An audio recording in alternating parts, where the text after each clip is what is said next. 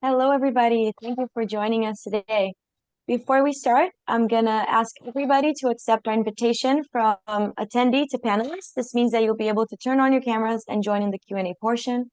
If you'd like to be promoted and you don't receive an invitation, please raise your virtual hand and I'll make sure to go back and promote you. Thank you.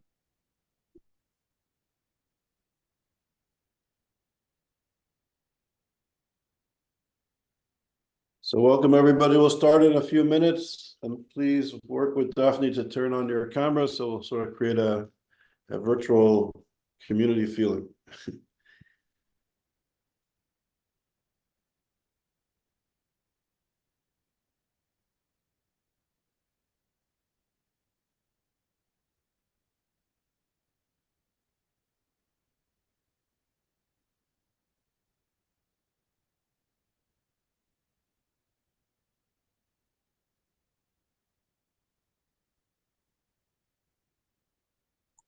And then once again, in order to turn on your camera and participate in the Q&A, you need to accept my invitation to become a panelist. So please do so at your own time. If you do not receive that invitation, please raise your virtual hand.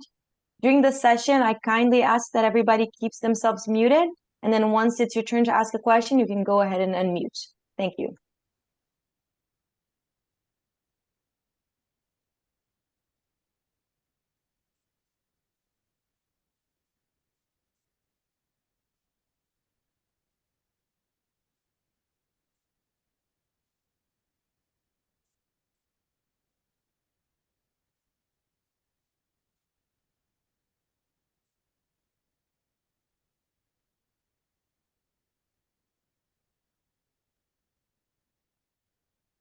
So welcome everybody. We're going to start in about a minute.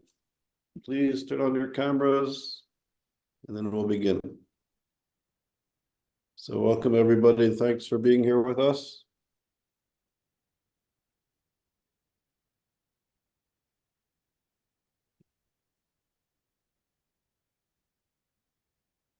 Okay.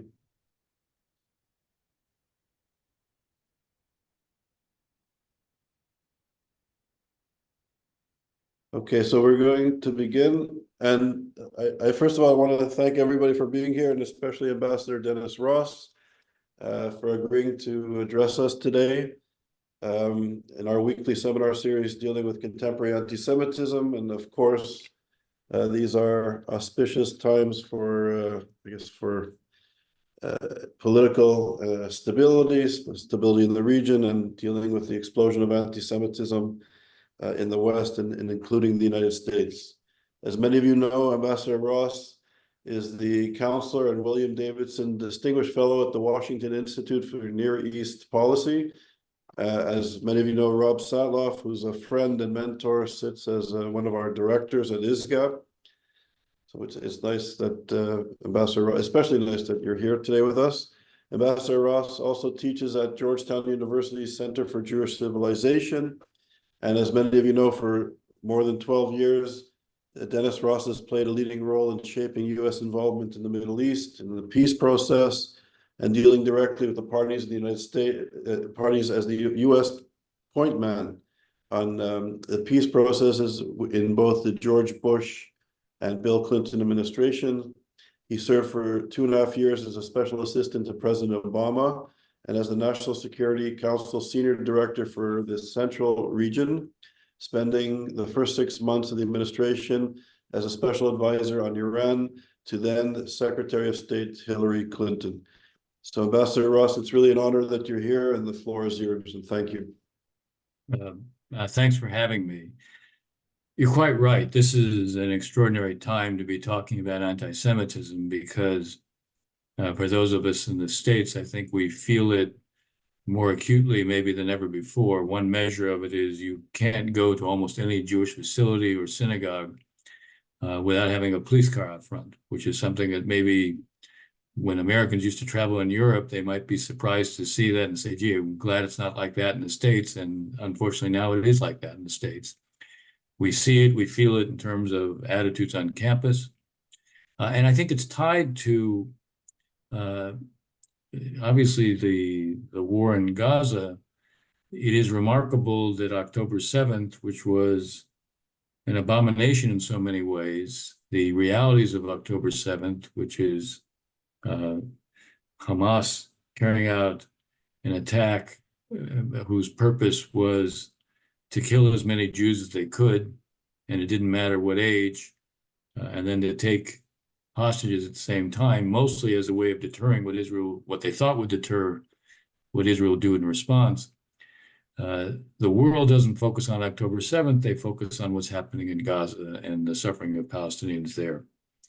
And we've seen how it's given rise to what is an effort to delegitimize Israel, first by saying it doesn't have the right to defend itself, but more generally to delegitimize the state. And this is basically, in many respects, anti-Zionism is the quintessential form of anti-Semitism. I say that because anti-Zionism, it basically says, A, the Jews are not a people. And therefore, because they're not a people, they don't have a right to self-determination. And so if the state that has been created is illegitimate, those who support it, and especially the Jews, they're also illegitimate. So it becomes very natural to basically treat anti-Semitism as a so-called legitimate way of expressing anti-Zionism. Becomes a so-called legitimate way because all you're doing is, quote, criticizing Israel, but it's actually another way to single out the Jews. And again, when one talks about anti-Semitism, what is the essence of it? Well, it starts with singling out the Jews. And we're seeing that. We're seeing that in terms of what's happening on the campuses. We're seeing that in terms of what's happening around the U.S. We're seeing it in some of the way what you see in terms of demonstrations. And, you know, clearly Jewish students feel it quite, I would say, feel it quite profoundly on the campuses. When I was originally asked to speak to your group, I was asked to speak about Iran. And that's relevant to this because Iran, you know, here you're looking at a country that's been among the leaders in terms of Holocaust deniers. You know, it used to hold annual Holocaust denial conferences. And also Iran is in the forefront of saying, not only that it's saying Israel shouldn't exist, but that it won't exist. Supreme Leader talks about in 25 years, you know, this what he calls the cancer will be removed. And so I do want to talk a little bit about Iran. And I'm happy to, you know, look, I'm happy to talk about any topic you want to raise in the Q&A, but I don't want to talk about Iran because it's relevant, because it's clearly feeding the frenzy that we're seeing. And it's also more than that. It is, we've seen its reaction to Gaza. And I'll get into that. I want to get into that. I want to start by saying, what has been the focus? I mean, one of the things whenever I speak, I always like to pose questions, partly because it's a way to sort of force all of us to think. Partly it's because whenever the questions I pose to you, you can assume that I have answers for the questions that I pose to you. So let me start with this first question. When we think about Iran, one of the things all of us should remind ourselves of is that the focal point of at least America's policy, and frankly, much of Europe's policy towards Iran, was its nuclear program. And one of the great ironies right now is no one is paying any attention to the Iranian nuclear program. And yet, if you take a look, they are enriching at 60%, which is extremely close to weapons grade. They are producing 9 kilograms a month. They have prevented the IAEA from having access. IAEA for almost 2 years at least 2 years, has had no access to the cameras that ostensibly are supposed to be operating 24/7 in each of the facilities, and yet they've had no access to what the cameras are producing. Many of the cameras were turned off, and so one wouldn't know if there was a diversion of material. But in the meantime, with no one focusing on their nuclear program, they continue just to move ahead. They're putting themselves in a position where they are already what I would describe as a nuclear threshold and a nuclear weapons threshold state. They don't have nuclear weapons. I'm not even sure the supreme leader necessarily wants to have nuclear weapons, or at least at this point. I think what he wants to do is ensure that his successors will have it as an option. And that is being created right now. By the end of this year, they could have about 10 bombs worth at 60% enrichment. By the way, normally when we think about what it takes to produce a bomb with a fissionable bomb, you think about 90% enrichment. But that's just the kind of ideal. The Hiroshima bomb was enriched to 80%. The Iranians, supposedly with a mistake, did enriched a small amount of material to 83.7% earlier this year. They said it was a mistake, but they had repiped their centrifuges, and this was obviously a kind of way to experiment on how quickly they could be enriching at a weapons grade. Even at 60%, you could create a crude device. It wouldn't be efficient, but you could create a crude device. So the point is they are a threshold state, and I'm not sure that they necessarily, as I said, want a nuclear weapon, but they want to create the imagery that they can have it if they want it, and that they can confront the world with a fait accompli. And it's not necessarily to use it directly, it's to have a kind of shield behind which they can engage in coercion, and no one can really threaten them because they have this capability. So here we are. Everyone is focused on Gaza and what's going on in the region, and for good reason. I'm going to get to that in a second. But the nuclear program is, in a sense, there is no policy right now. There basically is no strategy for how to deal with the nuclear program. And we're going to find, we're in an election year here. I don't think much is going to change with regard to this. There will need to be a strategy for it in the coming year.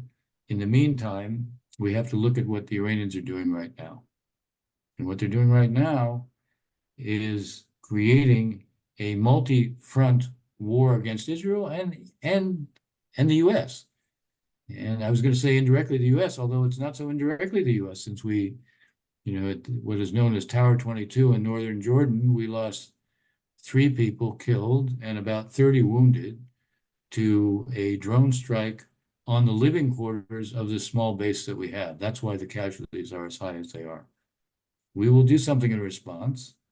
But I want to put this in perspective. What is going on right now? Look, the Iranians settled on a strategy of having proxies. The Iranians are in truth not big risk takers. They're not. They do everything. They tend to prefer to do things through indirection.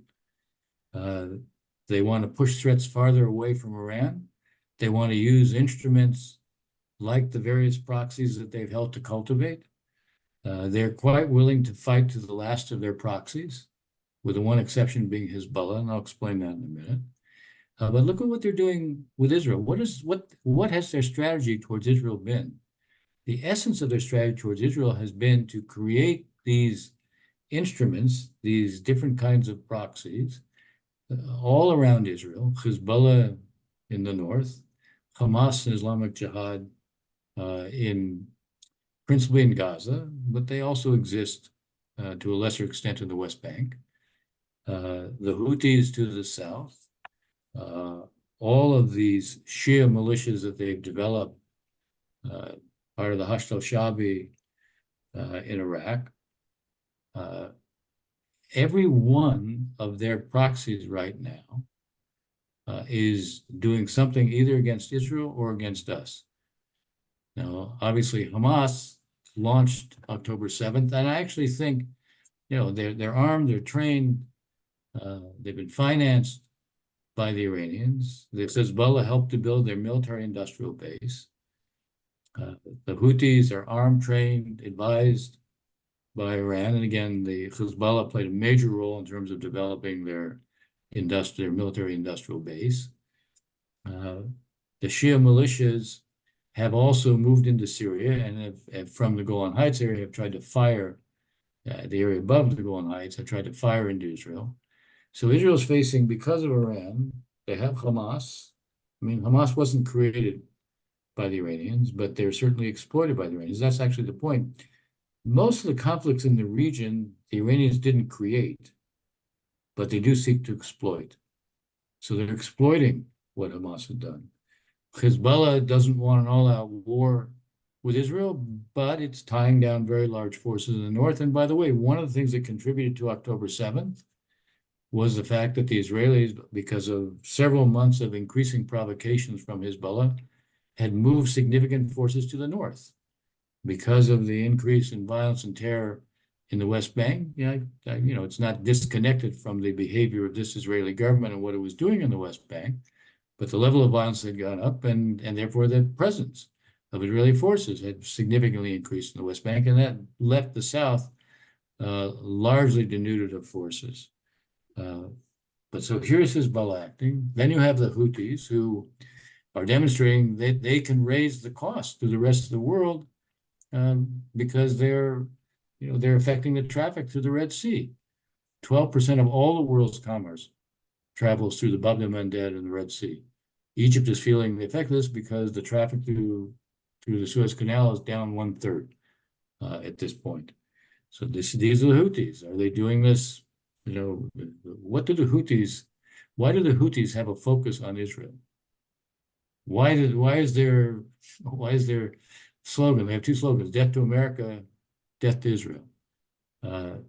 To think that this has no Iranian connection, aside from the fact that the Iranians advise, arm, fund them, it's clear. This again, it's part of an Iranian strategy, and the purpose is to make Israel unlivable. That's the purpose. And you see them now feeling, because the international mood has changed and shifted against Israel, and the death and destruction in Gaza has been used to foment what I spoke about earlier with regard to the increasing level of anti-Semitism. In the same context, you see this effort to delegitimize Israel. South Africa takes the Israeli case to the ICJ to argue that Israel is conducting genocide. It is I was going to say it's actually kind of the height of chutzpah, which is probably mixing my metaphors to use that as a term. But to think that groups that actually are committed to genocide will then, of course, help to manipulate a case at the ICJ against Israel is pretty remarkable. If this was a case of genocide, people tend to forget, what is the definition of genocide? It is the intention to eradicate an ethnic group in whole or in part. Are the Israelis trying to eradicate Palestinians? If they were trying to eradicate Palestinians, would they be dropping tens of thousands of leaflets asking people to evacuate? Would they be creating humanitarian corridors? Would they be creating safe areas? I'm not trying to suggest that Israel has done everything it could to minimize casualties within Gaza. I don't think they have done everything they could. There are things I would like to have seen them done in addition. But you can't say that they've been trying to exterminate or eradicate Palestinians in whole or in part. You can say that Iran wants Israel not to exist. The slogans from the river to the sea are obviously not designed to preserve Israel. And again, the denial of the Jewish people to a self-determination and a state is the height of anti-Semitism. And yet part of Iran's strategy is to make Israel unlivable and to use all of these different instruments. And by the way, this is the first time we've seen Israel actually have to confront it. Iran has taken advantage of what's happened on October 7th, even if they weren't directly behind it. And I think they're responsible for it because they have been pushing Hamas to do more and more. I think they wanted to do much more in the West Bank. I don't think they were as focused in Gaza. And I think the Israelis probably have Iran so penetrated that if Hamas had really told them when they were going to do this, Israelis actually would have known about it. It's a different question whether they should have known about it. But in any case, the point is what we're seeing is Iran play out a strategy. And that strategy where the nuclear issue is relevant to it, they want to create a shield behind which they can carry out this policy of intimidation, by the way, not just against Israel, but against the other states in the region. Maybe in the Q&A, I can say why there's some potential opportunity here as well, because Iran is creating a signal to everybody in the region that what's being done towards Israel can be done to them using, again, these same proxies, these same instruments. Now, one of the things that's noteworthy about all of these different proxies is that the Iranians don't like to lose their own forces. They don't mind sacrificing all their proxies with one exception, Hezbollah. Hezbollah is the only place where they've succeeded in exporting the revolution. Hezbollah is kind of the equivalent of their foreign legion. They did the bulk of the fighting before the Russians showed up, and even after the Russians were there, they were the stormtroopers. The Russians fought from the air. It was Hezbollah that fought from the ground. It wasn't the Revolutionary Guard. Maybe there were advisors there, but they didn't put Iranian forces there to be exposed. It was Hezbollah. It was Hezbollah that has trained the Houthis. It was Hezbollah that trained Hamas and Islamic Jihad. You look at most of these Shia militias in Iraq, not just Qutayb Hezbollah, but you can go through all of them, Saif al-Haq, the Badr brigades, all of them. Again, Hezbollah played a major role, along with the Revolutionary Guard, the Quds forces, but Hezbollah played a major role in training them. The main reason is because they could speak in Arabic. So they are this kind of critical instrument to the Iranians. And they're one more thing. They have 150,000 rockets. 1,000 of them probably have precision guidance now. Iran looks at Hezbollah as the ultimate deterrent against Israel attacking Iran's nuclear infrastructure. Iran has spent the last 40 years investing in its nuclear infrastructure. And as I said, now it's reaching a level that it had never attained before. So Hezbollah is much too valuable for them to be sacrificed, which is one of the reasons that what Hezbollah is doing is tying down significant forces in the north, firing mortars, anti-tank missiles, some drones, some ballistic missiles into northern Israel, deliberately not hitting areas too far into Israel as a way of signaling, okay, we're signaling with the use of force, we're imposing a cost, we're tying you down, but we don't want an all-out war. Because Hezbollah knows what the consequences for that might be within Lebanon. But it's a big deal for Israel as well, because if you go to Israel now, what you'll see is there's a kind of, outside of the north and the south, there's a kind of deceptive normality. What I mean by that is life appears normal. Of course, you'll see the pictures of the hostages everywhere. You'll see all sorts of symbols of unity and patriotism everywhere. But the truth is, life goes on. Now, if there's a war with Hezbollah, the country gets shut down. Lebanon gets destroyed. Hezbollah as a military organization, much like what's happening with Hamas, probably also gets largely destroyed as a military organization, not as an idea, not as a group. But this is what's important to Iran, to preserve Hezbollah so it can continue to play this role with all of the other proxies, who, as I said, in the Iranian eyes, they're quite happy to have them be expendable. All right, I can speak for long periods of time, not repeat myself and not take a breath, and not give you a chance to ask anything. But I want to cover a couple more things, and then I'll turn it over to your questions. So everything I just laid out sort of begs the question, okay, what does the U.S. have to do about it? Well, the circumstances have changed. We just lost 3 people. We know who was responsible. Qutayb Hezbollah in Iraq has not only admitted it, but they've also now said that they're declaring a ceasefire. That's mighty big of them. After they kill a few Americans, they're up, we're ready to cease fire. Look, there is going to be an American response. Everything I've said so far should basically signal us, or signal this group, the only way you're going to affect the Iranian calculus is if they feel that there's a risk for them. The policy so far has been largely risk-free for them. If the American retaliation, which is going to come, it's a given, but if the American retaliation focuses only on these proxies within Iraq, it will actually serve Iran's interests. First, it will tell the Iranians we really are not going to do anything against them directly. And secondly, it will create greater pressures on the prime minister of Iraq to have American forces leave, which serves what the Iranian objective is.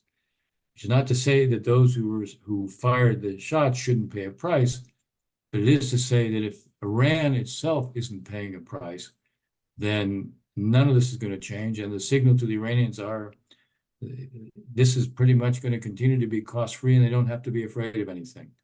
Every time we say we don't want escalation, we want the Iranians to fear escalation. We don't want to be signaling that we fear escalation. Now, it's easy for me to say that because it's, you know, it's like you forget that every action can produce a reaction. And there's a dilemma for the United States, for sure. We don't want to get sucked more into war, especially not in an election year. But we also run the risk that we'll get more sucked in whether we like it or not, and we'll get more of these actions unless we do something that makes Iran feel that it pays the price. So what are some of the options we could pursue? Well, we could take a page from the Israeli playbook. A week ago, the Israelis killed 5 senior Revolutionary Guard officers who happened to be in Damascus, meaning there are Revolutionary Guard officers who are in different places where these proxies are. If the Israelis have that kind of intelligence, hard to believe that we don't have it. So we should go after what is an Iranian presence. If you're not hitting Iran directly, but one of the officers a couple of weeks ago that the Israelis took out, Supreme Leader himself came to his funeral. So it means it matters to the Iranians. So this is a way of saying, okay, there is going to be a price you're going to pay. This is an indication we're prepared to cross thresholds. So we can do that, number one. There are training camps in Iran where all these proxy groups get trained. You can hit those and you don't have to admit that you did it. One of the things that when you think through when your choices are and you want to wrestle with the dilemmas but minimize some of the consequences you don't want to face. You don't want to get into a tit for tat, but you want to signal the Iranians, you crossed a threshold by killing Americans. You now need to see we are crossing a threshold. You say you had nothing to do with it. We don't have to admit we had anything to do with it. Israel does things all the time that it never acknowledges. When you don't acknowledge it, you don't put the Iranians in a position where they have no choice but to react. So that's another option. There are cyber options that, again, the Iranians would know we did and could be quite disruptive within Iran itself. And they're doing things all the time against us in cyber. We could be doing much more against them in the context of responding and in a way that would be quite damaging to them. The point is they need to see that this triggered something from the United States that they hadn't seen before, and this is an indication of what could come. This is a country where the inflation rates for consumer goods continue to be about 45% a year. Hardly something that endears them to their own public. The level of alienation of their own public remains quite acute. After the Women Life Freedom movement of last year, they may have suppressed it, but indications of just how angry the mood is, that social media was filled with all sorts of vitriol against the regime after the execution this week of someone who played a role in the demonstrations a year ago. The indications of the alienation are not hard to see. You still have women who won't wear the hijab, and some are penalized, some are fined, some lose their jobs. Establishments that serve the women who aren't wearing hijab, they are threatened with a certain price. The opposition isn't going away. There was a soccer match, and there was an effort by some people there to unfurl a Palestinian flag, and it produced the crowd drowned it out, the chants against it, which says, in addition to other things like high drug use and high alcoholism, these are all manifestations of an alienation of a public that doesn't buy the rigid ideology. It reminds us that there are vulnerabilities within Iran. And one can think more about dealing with that as well. My point is, if you're going to affect the Iranian calculus, they have to understand what they're going to lose. And right now, they think they're gaining. They think they're gaining because the mood is shifted against the U.S. and Israel because of what's going on in Gaza. They think they're gaining because of the pressure they're putting on Israel. They think they're gaining because they're putting all of the different Arab regimes on the defensive because their moods are angry given what's going on in Gaza. And now they've killed Americans, or one of their proxies killed Americans. They need to understand there's a cost to them. I'll conclude with this thought. They may think they're gaining right now, but one of the things that it's remarkable that you actually have the Saudis having not lost their interest in wanting to do normalization with Israel, but wanting to tie it to some kind of political horizon that means a different kind of different level of commitment to creating a Palestinian state at some point. The potential to create a counter-Iranian coalition is actually quite strong right now. If there is a way to, at the conclusion of what's going on in Gaza, which is not going to be, I tell people, there's not going to be a day after. There's going to be days before, maybe months before, and then there's going to be a day after. And you create phases to get to that. But if the Saudis and others become part of this, because Israel is prepared to accept this notion of a political horizon, you may then actually be able to shape a much more counter coalition to Iran that rather than the Iranians gaining, they will have overplayed their hand in terms of how they've operated. For all of us collectively, that's necessary.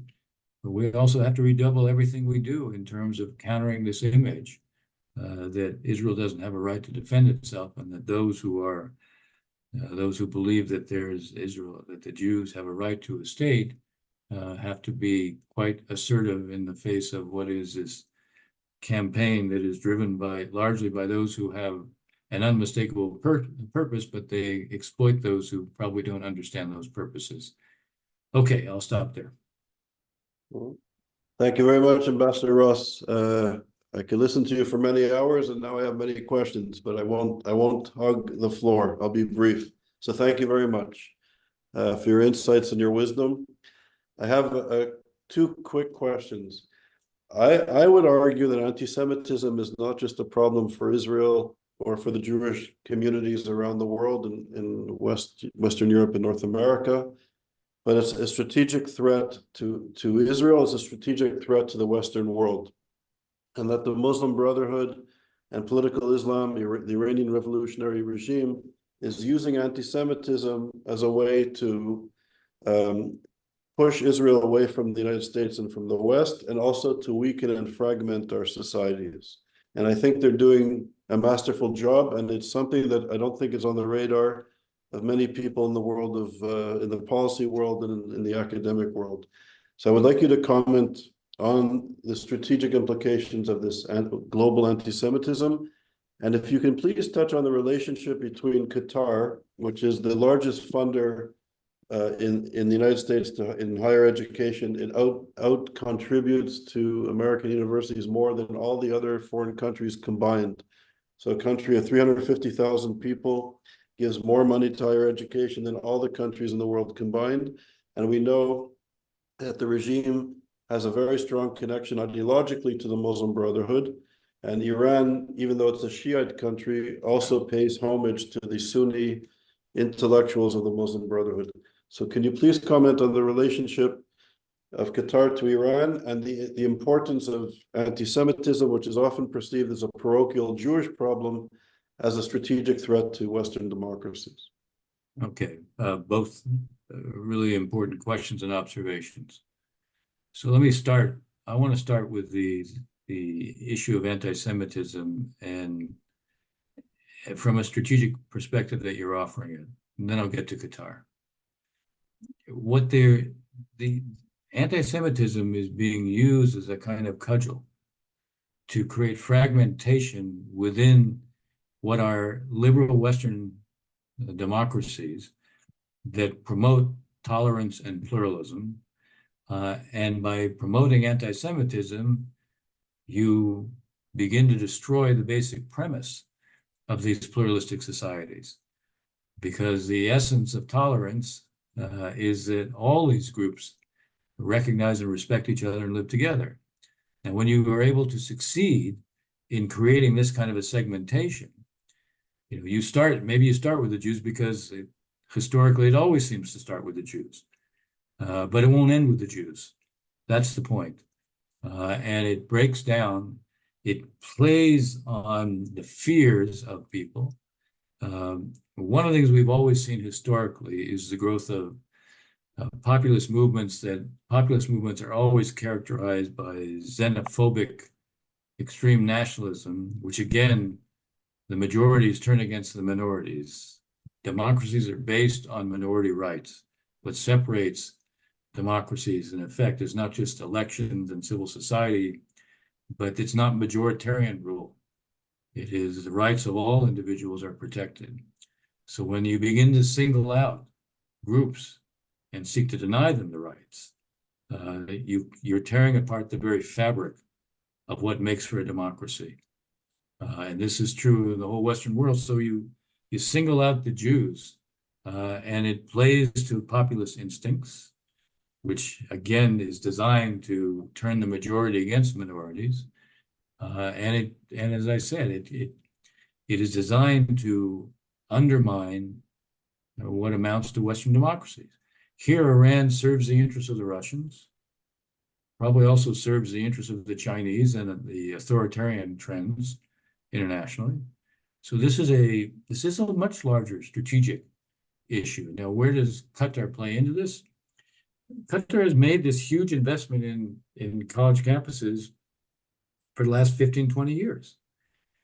But it's not just there. It has invested in, it has given money to the BDS movement. It has given money to Justice for Palestine. To think that these groups haven't been organized, they have been organized. Look, on October 7th, they were already out there. They're already out there justifying what happened on October 7th before Israel done anything in response. Which again, what it tells you, I'm not saying that Qatar was behind that. They weren't behind it. I'm not being conspiratorial. But they certainly have helped to invest in these groups, and these groups have taken the money, and Qatar certainly, these groups that are out to delegitimize Israel, they start by trying to prevent Israel from having the right to defend itself, and then they've gone much beyond that. They've taken on, you look at how organized these early moves on the campuses were. And this is, in a lot of ways, this goes well beyond Qatar. I mean, it reflects what has been a kind of worldview that got incorporated into a lot of studies, different programs on campuses, junior faculty who embrace this worldview of white privilege, inequality, oppressor and oppressed. And you create what amounts on campuses a kind of thought police that you can't, anything that goes against that narrative is considered to be illegitimate, therefore it can't be taught. We have the intolerance of the left and the right. As Jews, we are basically the target of both. And this is not the time to shy away. This is the time to identify what is going on, call it out for what it is, and not be shy about doing it. I think the Qataris, I don't want to over exaggerate their role, because I think it's you can make too much out of it. But I do think there was strategic forethought in the investments they've made educationally to try to change what they saw, change the climate in the United States, change the climate of opinion, especially as it related to Israel. And unfortunately, the groups that they tend to be connected to end up promoting a lot of intolerance and absolutely have contributed to the growth of anti-Semitism. Thank you. Thanks. So I see there's two hands up. I see Lisa Malul and then Richard Solomon. Thank you, Charles, and thank you, Ambassador. Two questions. You can answer them as you feel inspired, or not to do that. But with all the language, that inverted language that's happening, where Israel is being accused of the things that actually Hamas has done, I'm very concerned, as I'm sure many people are, about how these most vocal anti-Israel, speakers and the invective that's out there, the risk of the US government reducing its support ultimately, because there seems to be a schism where people talk about the importance of the allyship and that it's the one democratic area in the Middle East. And then, hearing what's happening, all the different politics around that. And I think that while Israel's saying, it doesn't matter, I mean, it matters, at least I think so. And then the second question is just what your thoughts are on the South Africa accusations, the interim finding ruling that they did, and just what you see the future of this being and how it might impact, the state's support. So thank you very much. Look, I think that there obviously is a division within the Democratic Party now. But it's not just the Democratic Party. We have to look at, there's a demographic division. You look at the younger demographic in this country, and it looks at the Israeli-Palestinian issue through the lens of victimhood. And they see the Palestinians as being victims, and they don't see, they see the Israelis as victimizer. I have to be honest, the character of this Israeli government has given a kind of unbelievable boost to these groups, because you have, people like Ben-Gvir and Smotrich, who even now are calling for, the quote, the voluntary transfer of Palestinians. They just talk about the very things that you asked about the ICJ. I don't think they should have heard the case to begin with, but what they issued was actually, it was not irresponsible. They didn't call for a ceasefire, didn't call for an end of the war. They did talk about Israel not carrying out its fight in a way that might give indications of genocide. And also they addressed the need to deal with those who were inciting it. South Africa came in and basically their case was quoting the extreme statements made by Israeli politicians. Much more than anything they said the Israelis were actually doing on the ground militarily. So then you go and you have these guys organize a conference where 27 members of Knesset show up, and they're calling for transfer, and they're calling for for settlements. And it's like what can we do? How can we validate what those who wanted the ICJ to do? How can we validate what they're calling for? I mean, it was have the prime minister largely silent on this. Doesn't exactly help the cause of Israel. But it relates to the issue you say. You use the right word. There's an inversion of language. Those who actually are calling for genocide are ignored, and those who actually are having to defend themselves against it are the ones who are accused of it. Israel, my point is, Israel should make it easier for those who are carrying out the strategy against them. And by the way, that also makes it easier for those here who have developed this inverted view because they see the conflict entirely through the lens of who they see as being the victims. And by the way, this isn't to say Palestinians aren't victims. They actually are victims. But why are they victims? In a sense, the strategy of Hamas, just like Hezbollah, is to embed themselves in civilian populations, wanting the Israelis to kill as many Palestinians as possible because of the effect it has on public opinion. If they cared one whit about the well-being of their public, tunnels would actually be shelters for their people, but they're not. And by the way, if they cared one whit about their public, they wouldn't have built 400 miles of tunnels underground where they used 30,000 tons of cement,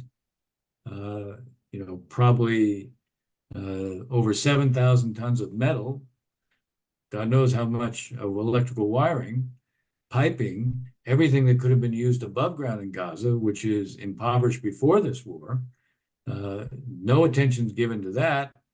they weren't building up Gaza. They were only building up themselves. And all the talk about Gaza being an open air prison, well, the one thing we know, it was not an open air prison for Hamas because of all the material that they acquired, all the weapons they built up, the military industrial base that they created. So, part of our challenge, and this is another way of, you didn't quite ask it this way, but it's how I'm answering it. Part of our challenge is just keep putting out facts.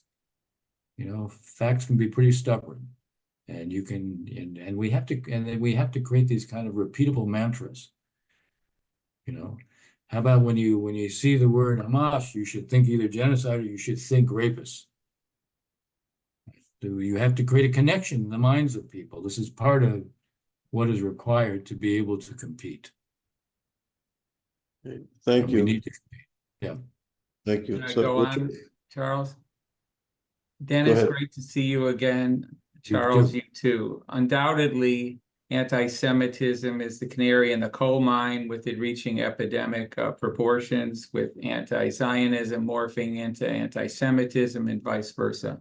What I'd like to probe is something you and I discussed about 6 or 7 weeks ago, to see if your views have changed at all in this regard. You noted, despite all the carnage and the horrific events going on, that there were 2 opportunities presented by October 7th and its aftermath. Briefly, one was that there would be a reckoning, but there would also be a meaningful dialogue with a more moderate government to deal with a 2-state solution, which also, by the way, separates Hamas from portions of the Palestinian civilian population that disdain and revile Hamas as much as the Israelis do. 2 is the question that you said there would be, don't hold your breath, an expansion of the Abraham Accords. You had just come back, if I recall, from Saudi Arabia, and you said there will be some arrangement and expansion of the Abraham Accords to Saudi Arabia, but not in any immediate time frame. So comment, if you would, Dennis, on those 2, and thank you both for your comments. Sure. So fundamentally, I haven't changed given the strategic context. I mean, look, I said then, I still believe at some point there's going to be a political reckoning in Israel. It will come. At some point, we will see a different government in Israel. That will happen. Obviously, it's difficult to do that in the context of the war. There are a number of things that will precipitate a change. One will be, you're going to see a resignation of all the senior military and intelligence people who can't do it in the middle of the war, but they will do it at a point when the character of it changes. If there is a deal on the hostages now, which I think there will be some deal, I'm not sure there's going to be the deal. I think it's a deal that will have multiple phases, and we may not see all of the phases implemented. I don't see Yahya Sinwar giving up all the hostages because they remain a shield to him to some extent. I think that he wants to hold out to end the war, but let's say we get a 60-day pause. 60-day pause, it's not going to be so easy to resume. You won't have a big campaign after 60 days, but you might have much more targeted attacks against any sign of Hamas reemerging or of the leadership. But let's say once you get to that point, then you're much more likely to see the resignation of the military, security, and intelligence, the top leadership, who will say, we bear responsibility for what was the darkest day in Israel's history, and we're resigning. But they're likely also to say something like, but we were carrying out the government's policy. We were carrying out the prime minister's policy. So they're likely to call for the prime minister to resign as well. Now, I don't think he will resign, but I think that will dwarf the demonstrations you'll see then will dwarf what you saw over the judicial reform / overhaul approach. And that may precipitate a change. That may precipitate elections. You could see Ben-Gvir leave. If there's actually a deal, you could see Ben-Gvir leave the government, there's no one in the current government that wants an election because they know they won't be in the next government. But Ben-Gvir may not mind, because Ben-Gvir's view may be, I can become the leader of the right. The whole coalescence will be around me. So, maybe he's using it as a lever on Bibi today, but there can come a point where, from his standpoint, politically, he gains from an election where his numbers probably will go up somewhat. The reality is, most Israelis today, they don't draw the distinction you were drawing earlier between Hamas and the Palestinians. They're not sure. They don't see signs of a Palestinian distancing from Hamas. The Israeli public today is still affected by the trauma. And one of the things I said to you when we spoke before is it's going to take time to work through that trauma. And I have to say that I went to Israel after I saw you, and I understood intellectually what was going on in Israel, but I didn't understand emotionally what was going on in Israel. So that isn't to say that the idea of a two-state outcome still isn't the right outcome, because a one-state outcome basically means the end of Zionism. It means a binational state, even if you don't call it that. And if it's not a binational state, it means that you are denying Palestinians any rights. So, the reality is 2 states is ultimately what is in Israel's interest, but it can't only be that Israel has responsibilities for it. And it has to be, one of the ways to reassure Israelis is that there is no automaticity about a Palestinian state. When the Secretary of State talks about irreversible steps to a Palestinian state, there can be irreversible steps, but those have to be tied to conditions that demonstrate this is not going to be a failed state. This is not going to be a state that's run by Hamas. This is not going to be a state that's part of the axis of, what I call the axis of misery, the axis of resistance. There has to be some demonstration that Palestinians actually accept that Israel has a right to be there, not just that they're a fact, as a way of discrediting those who want to continue to carry out acts of terror against it. Meaning there should be some self-evident conditions that have to be created before you talk about a Palestinian state being realized. Maybe one can talk about, yes, there should be a Palestinian state. Maybe even you're prepared to recognize a state. I mean, think about, historically, when Harry Truman recognized Israel, he did it on a de facto basis. He didn't do it on a de jure basis. We did not, and it meant that from May 15th until basically February 1, 1949, we de facto recognized Israel. We provided nothing to Israel. I mean, even later, we never provided any military equipment or supplies to Israel under Truman, but we did provide loans and credits. But we didn't do it until after Israel held its first election for the Knesset on January 31, 1949. So there was a declared recognition, but it wasn't the legal one. And when you're recognizing something on a de facto basis, it's not the same. It raises all sorts of questions about what the real standing might be. My point is, I still believe, you have to work towards 2 states, and I have to, in order to get what you're saying about expanding the Abraham Accords. I said, at the time, I said it's going to take time. The Saudis, as I said earlier, they're still ready to do normalization, but they want something more for the Palestinians. What they want is the kind of commitment to 2 states, to a Palestinian state that makes it appear different than anything that was done before.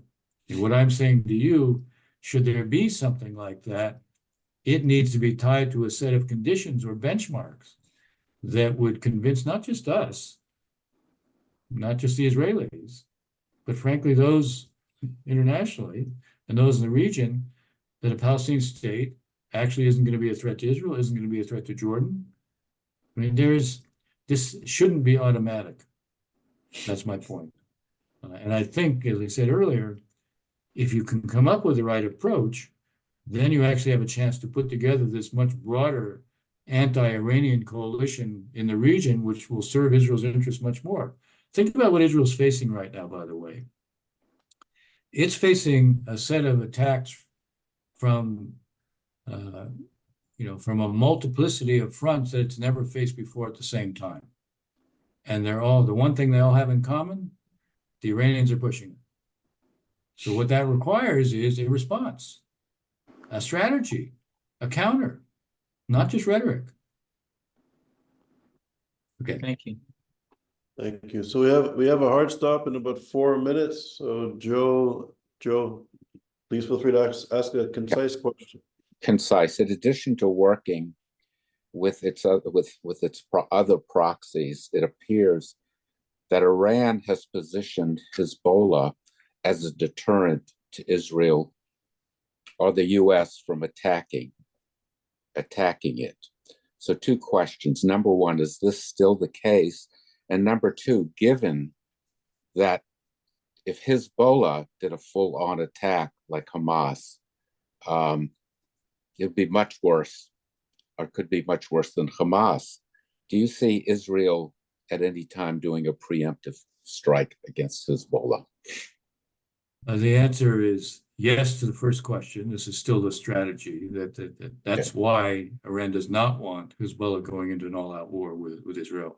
One indication of that is that Ismail Khani, who's the head of the Quds forces, has spent a lot of time in Beirut since October 7th. It is interesting that he was just in Baghdad right before Kataib Hezbollah declared that it, after having been responsible for hitting Tower 22, now they're saying, well, we'll have a ceasefire. Yeah, it's like we will punch in the nose and the stomach, but ceasefire. We're stopping. Don't hit me back. There's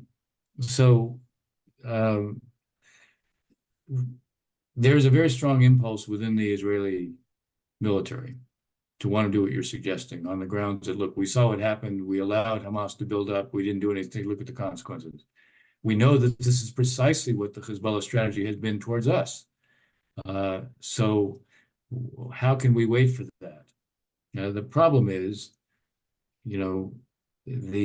that kind of a war is a war that will be very expensive to Israel. It will be devastating to Lebanon. And the truth is, one of the reasons Hezbollah doesn't want it, the Iranians don't want it, Israel will pay a high price. The country will be shut down for a month. Okay, you won't be going in and out of Israel. You won't be able to get in and out of Israel. People will be living in their shelters for a month. Most of the infrastructure in Lebanon will be destroyed.